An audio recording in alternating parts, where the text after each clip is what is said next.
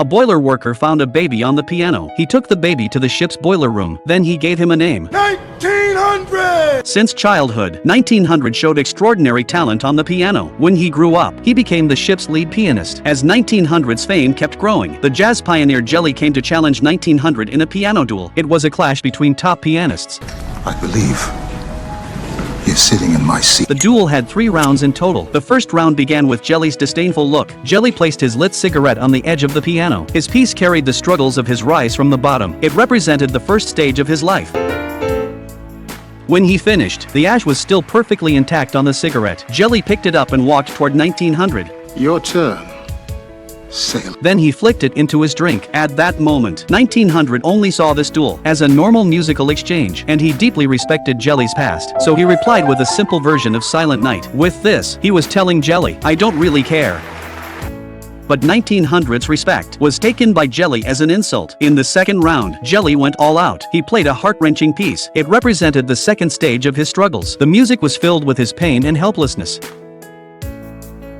and also his passion and devotion to the piano. 1900 understood it completely. He even thought he had found a kindred spirit. Music makes me cry. So when it was his turn to honor Jelly, he played the exact same piece, but with a few subtle changes. Only Jelly knew how hard this piece really was, and with 1900's superior skills, the melody flowed even smoother, yet the audience couldn't tell the difference. With this second piece, 1900 told Jelly, "What you can play, I can play too." In the third round, Jelly slammed down his drink in anger. You stick this up your ass. He played a much harder piece. It represented the third stage of his life. This was his life after becoming famous, but the music was no longer pure. It had become a tool for chasing fame and fortune, so the entire piece lacked emotion, and this completely enraged 1900. That's when he realized Jelly never truly loved music. His connection with Jelly had been a misunderstanding, so he decided to teach him a lesson. Seeing the audience entranced, 1900 placed a cigarette on the piano. Just like Jelly, he set it on the edge of the piano. You asked for it, asshole. Then he launched his full counterattack. He played the most difficult piece of the night.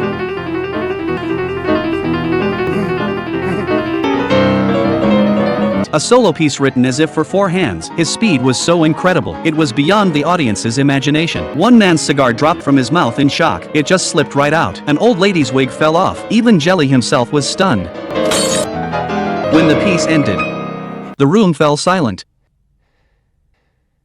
1900 picked up the cigarette, set it on the strings, and placed it back into Jelly's mouth. Only then did the audience erupt in endless applause. With this final piece, 1900 told Jelly, "You, who lost the heart of music, can never surpass me." From then on, 1900's fame spread everywhere. One day, he finally decided to leave the ship.